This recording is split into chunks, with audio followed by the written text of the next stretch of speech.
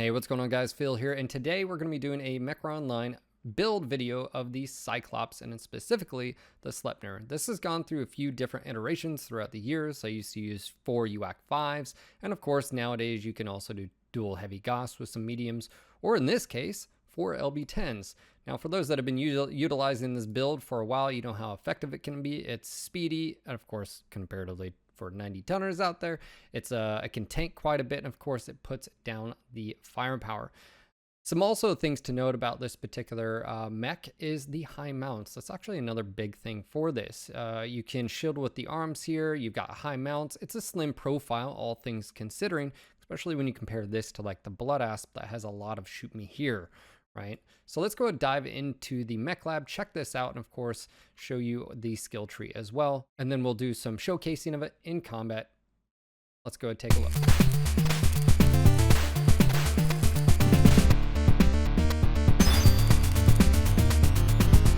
Now this is actually quite easy to go over. What do we have on this mech?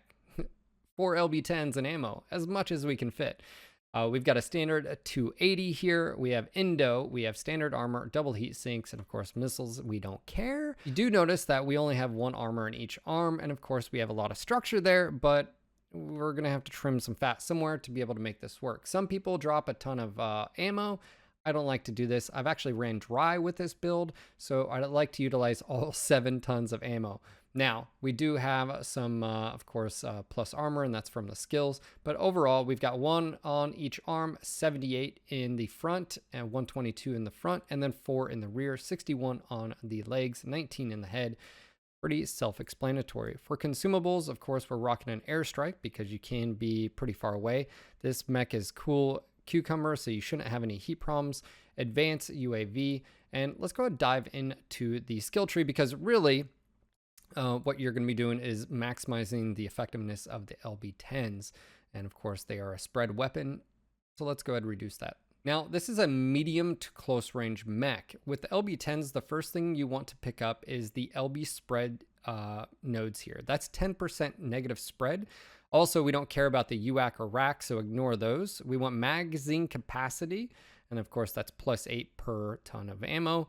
And then of course cooldown. We want to be able to fire as quickly as possible. For armor and survival, we've got the left side. This is, again, if you watch any of these videos, you'll notice that left side is pretty much the go-to. I do not have these 5 because, again, I'm pushing the limits in other, like mobility here. You can see we went all the way down. I want speed tweak. I want this to go the max speed here, and that is a 54.2. If I don't have that, you're going to be dipping below 50 kph. Nothing on jump jets, and even if it had jump jets, I still wouldn't touch it because sad panda. Nothing in operations is needed, and of course sensors. This is actually pretty nice, especially for an assault. I can't tell you how many times this has saved my ass and or thrown off an enemy. Now, of course, if you got a skilled opponent, that may not always be the case, but it is always nice, at least for me, hearing the audible chirp of when someone loses lock. And if you haven't heard that, you need to pay attention a little bit more, turn down the music, and you will catch on. For this, we've got a consumable slot, and of course, advanced salvo. You already saw we had the advanced and the UAV just right here. So we don't need cool shot on this particular setup. So let's go ahead and jump in the matches and sort of showcase what this build is capable of. Just keep in mind, you have 4 LB-10s. They have a good optimal range, and that optimal with this is 540 plus 70 meters. Of course, do the math there. That's 610 effective. Now, do you want to shoot at that range? No, but if it's longer in the match, you may want to take those shots, especially if something's got a crit, a location, leg, so forth and so on. But the closer you are, the better, the more pinpoint you're going to be with these shotgun style weapons. So let's go dive in here. Nominal.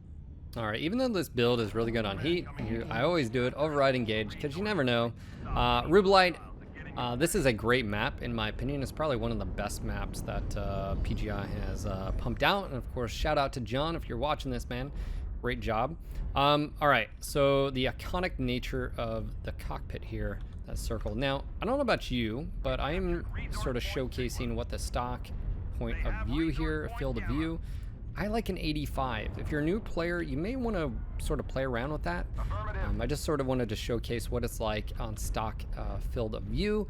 I'm not a fan of it. 85 to 90. I know some people go to extreme, but it starts to like, I don't know, fishbowl at the ends. It's weird. But 85 seems to be the sweet spot. Now, I am in an assault. This is conquest. The big thing is just keeping up. I mean, you only go 54.2 kph. If you get lost, or if you get put in the behind, we all know rotato potato, all that. But just sort of keep in mind is where your positioning is in assault and where you're going to be going is very, very important in the long run. Assaults, in my opinion, are all about just positioning and knowing where you're going and what you're going to do. And generally, the rest is not in your hands. It's not in your control. So, you know, it is what it is. There are going to be times when you're just not having a good day and or there's nothing you can do. Just keep that in mind. As an assault player, you know, there's a little bit of responsibility on, you know, the team, of course, but then the rest is on you for knowing where you're going and so forth and so on. I'm gonna go ahead and take that shot because that dude, there's multiple lights over here. They're gonna be bouncing, so I'm gonna try not to. Let's go drop down here. Their assaults are at Echo 5. We've got lights. Don't squirrel. Let the lights do the light things. We're gonna head down to Echo 6, Echo 5. We do have 3 points right now. It's still way too early. It doesn't even matter. But the big thing is that our team does not squirrel just on those. Lights fight the lights. They're bouncing. Looks like they've got a few others there. I just don't want us to squirrel because they're going to be on our 6 in the near future. F5 here. I am the only one down here, so I do have to be very, very aware of my surroundings. I do have an airstrike. Wolverine, of course. Oop, well, there goes one target. Like whatever this is. Ooh, there is an assault over there. Interesting. They've got multiples. This might be a little bit of a weird match going on here. This normally never happens, if I'm honest. But what we're gonna do is we're just gonna poke our head, maybe see if this UAV can pick up whatever's right there. We are not close enough. Assaults, don't leave me hanging. My team's potentially leaving me. And again, I'm just basically glancing down at the, you know, where we are. I'm glancing down at the map. I'm looking at where I am, looking at where they are. That's why I just dropped that. Let's see if this should be a good airstrike. We got him. He is a close range brawler build, so that is actually dangerous for me. If he pushes me, I may have a little bit of a problem here. So what I'm going to do is put those rounds right on target. I do have a backup here, so that's nice. That's fine. Airstrike. His torso is open. He's in a bad spot. And I don't want to expose myself too much here. It's a Kodiak, of course. There goes his torso. That was worth it. Damage taken. That's fine. It's a good transfer. They're getting pushed. He's dead. Friendlies just dropped. I'm going to go ahead and push here. It's all about a pressure, blind pressure. Target acquired. And my dude just stepped right in front of me. LB5s versus LB10s. Who wins? I can tell you who wins. Me. Target destroyed. There we go. 8-0. This is a very odd match. I will say them engaging and of course their assault being in the rear was not optimal as far as placement. We're just gonna sit tight here. Oh, there we go. Let's go for legs here. Or just straight kill because he ran in. Nanzi, don't know what he was thinking. I know, not thinking any longer. He's thinking that was not the right move. There's not a whole lot you can do when it's 9-0 and of course you're being outcapped. Well, not really outcapped, but. Target acquired. All right, Wolverine, let's go towards that. He's coming my way potentially. Yeah, maybe. With some rounds. Again, at range, I've got plenty of ammo. I need to watch out. Friendly damage there. Don't have any shots on legs. Target spotted. Okay, come on, buddy. I'm trying to help out. Don't die on me. Come on. You got it. Just, oh, there you go. Just remember, Phil's a great name for your firstborn. Just saying. All right. Wow, okay, so that went down a little bit wonky, I would say. Again, the fight went down over here. They lost a handful. Probably not the best decision there on their part, obviously, but yeah. All right. So obviously that was a good showcase of the Mech. Probably not the most, you know, challenging as far as a match, but definitely it's one of those things where I think strategically the Orion popped up. We had the Kodiak. I made the decision, hey, don't poke, just wait. Reinforcements came. That sort of worked out. 604. I easily can do around 1,000 damage with this. So let's go ahead and drop into another match and see if we can replicate, of course, the effectiveness, but also too is doing the best we can in a mech and a match. All right, and we are back. Go to hit that override button. You know how it is. All right, HPG yet again. Now, this is a weird side that we spawn on, especially for assaults. You often see the assaults have to go all the way through here. More often than not, what I like to see is a teammate step up from the other lance, run over here and grab Epsilon so we don't have to. But in the case of, you know, not always being, you know, not, it doesn't always happen, but ideally you'd have someone grab Epsilon so your assaults don't have to, and then you can get right to the fight. But in this case, we do have something headed this way. It looks like a Nova. He could have possibly done this as well, and maybe that's what his intention was, but I'm gonna go ahead and grab this. I'm here, might as well.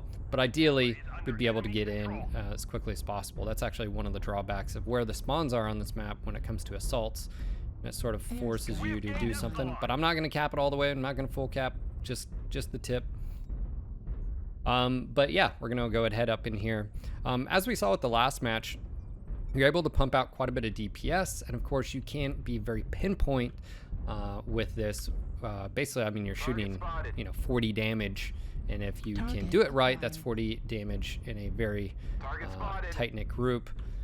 Looks like the fight's already started. Charlie, speaking of another 90 ton that, well, most of the time you see these type of builds on it, but they're just so squishy, especially comparative to the Slephnir and the Cyclops chassis in general. And I think that's just the overall shape and size of the mech. It's just a lot bigger, a lot wider, and a lot easier to be just pinpoint against it. It looks like we're going to be late to the party here. But maybe we can be hopeful. 2-0 already. It looks like they've taken the top quite effectively. We got a Mark II up there. New target acquired. Here, we're just going to head right up. We're just going to be our secondary reinforcements coming. Ooh, Cicada. A man after my own heart. Target acquired. All right, Jenner here. Speaking of easy peasy, that guy's open now. And one more touch and he's out. Now, more often than not, they're going to be coming in that way. I'm going to go ahead and drop a airstrike. Acquired. And maybe some of them will run right into it. Nope. All right, well. New target. Let's take the top here and get the back shots. They already know what's coming. New target acquired. Here comes a not very smart Hellbringer. New target acquired. He knew he was coming too. It's like, dude, why'd you poke? Let's go for that right torso. He knows it too. He's like, not this time. It's a scary mech to go up against. Critical damage. Target Go and just take that out. I saw it behind me on my radar. Again, I'm constantly looking down. One of the things a lot of people do is they squirrel so hard and they miss out on what's really going around them. And just something like that negated maybe me dying or maybe me taking damage that leads to later on in a fight. And just little things like that. Again, we got someone underneath. Again, this game is a battle of attrition more often than not. Target Let's go destroyed. ahead and take you out. Let's go and push in here. Let's go to his flank here so that my friendlies can shoot while I scoot and Destroyed. and just take him out. And it's 11-2. I mean, the fight was already going very well in our case.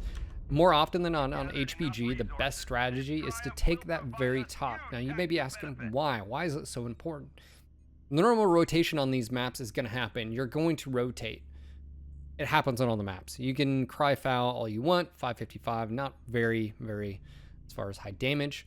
But the reason why it's so important is because even if you and your teammates rotate a little bit, you're not having to leave assaults behind. It's so easy for an assault to go 50 meters comparatively to all the way around. Plus, you let them run around, you pick off the stragglers. It's so easy to do. Now, the hard thing is, we had 4 assaults. I'm one of them that had to go in cap. So one thing you could do is just leave the cap. Don't even worry about it. Go straight in, ignore the cap. Someone wants to go get it, they can do it. But in general, that's the best strategy to taking it on this map. And you can see here, not high scoring match. I mean, 616 was the highest. That's not high. Oh, 675 over here. You know, so strategy, of course, won the match for this and my teammates. All right, guys, hopefully you enjoyed this video. And of course, you can do some different setups on the Cyclops, but I wanted to showcase the LB-10s. I've been using it for well over a year now, but you also have 4 UAC 5s. The 4 UAC 5 build actually gives you more range and, of course, pinpoint at range. But of course, with the LB-10s, you get more just DPS. The closer you get, of course, more pinpoint the closer you get. It's also a little bit cooler. You can also do the dual heavy Gauss build on this. Of course, you know, there's a few others as well, but the Slephnir has been tried and true. It's been around forever. The builds are effective. They've been proven. So make sure to check this out. And speaking of checking out, make sure to check us out on Twitch, and that is twitch.tv/NGNGTV. I'll have a link down below, but leave a comment, like, subscribe if you haven't done so already, and of course let me know what future builds you'd like to see. Join us on Discord, leave us a message there, and of course I'd like to say thank you again for watching, and of course thank you to our subscribers, our viewers, and of course our patrons. Thank you so much for all the support. Be sure to check us out, all those links down below. Guys, I will see you on the next mech review. Until next time.